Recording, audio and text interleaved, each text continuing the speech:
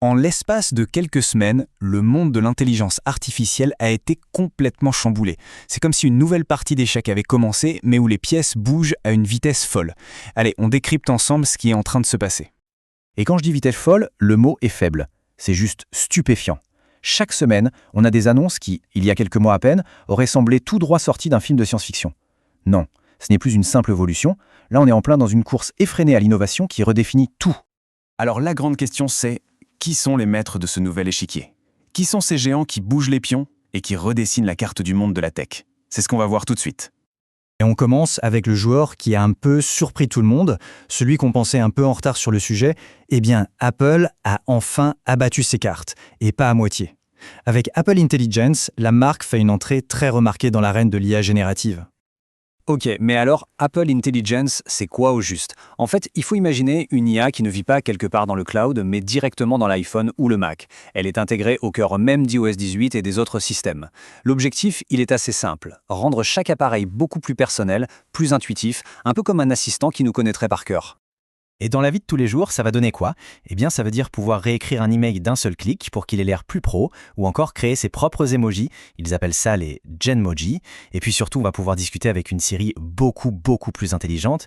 Et la cerise sur le gâteau, c'est l'intégration de ChatGPT qui prend le relais quand Siri atteint ses limites. C'est une refonte totale de l'expérience. Mais là où Apple avance sa pièce maîtresse, son argument choc, c'est sur un terrain où les concurrents sont souvent un peu attaqués, celui de la confidentialité. C'est vraiment le cœur de leur stratégie. En gros, la question qu'ils posent au reste du monde, c'est est-ce qu'on peut avoir une IA super puissante sans pour autant brader ses données personnelles? Et leur réponse, elle est assez claire. D'abord, un maximum de choses se passent directement sur l'appareil, en local comme on dit. Donc les données perso ne quittent jamais le téléphone ou l'ordi. Ensuite, si jamais l'IA a besoin d'un coup de main de ChatGPT, qui est plus puissant, eh bien l'appareil demandera toujours la permission de manière très claire. C'est vraiment la transparence qui est mise en avant. Attention, l'arrivée d'Apple ne veut pas du tout dire que les champions actuels se sont endormis, bien au contraire. Les pionniers, comme OpenAI et Google, continuent d'appuyer sur l'accélérateur, chacun avec sa propre idée de ce à quoi le futur doit ressembler. Et là, on a vraiment deux philosophies qui s'affrontent. D'un côté, on a OpenAI avec son GPT-4o, qui veut rendre la conversation avec l'IA ultra fluide, presque invisible. Il faut imaginer un assistant qui peut parler, voir et écouter en même temps, quasi en temps réel. De l'autre côté, il y a Google, avec son Project Astra, qui est plutôt un genre d'œil, qui comprend le monde en direct, à travers la caméra du smartphone pour anticiper nos besoins. Deux visions bien différentes, mais la même ambition, rendre l'IA totalement omniprésente. Bon, avec cette accélération fulgurante de tous les côtés, c'est peut-être le moment de prendre un peu de hauteur. Au-delà de cette compétition entre géants, où est-ce que cette révolution de l'IA est vraiment en train de nous emmener? En fait, si on regarde bien, il y a trois grandes promesses qui se dessinent. La première, c'est la personnalisation. Enfin, une technologie qui s'adapte à nous et pas l'inverse. La deuxième, c'est l'efficacité.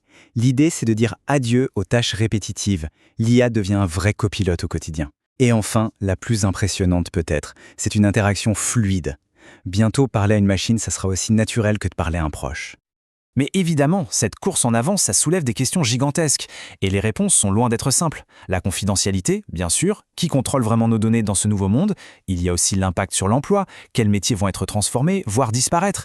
Et plus largement, la question de l'éthique. Jusqu'où est-ce qu'on laisse ces algorithmes prendre des décisions à notre place? Ce ne sont plus des débats de spécialistes, ça nous concerne tous, maintenant.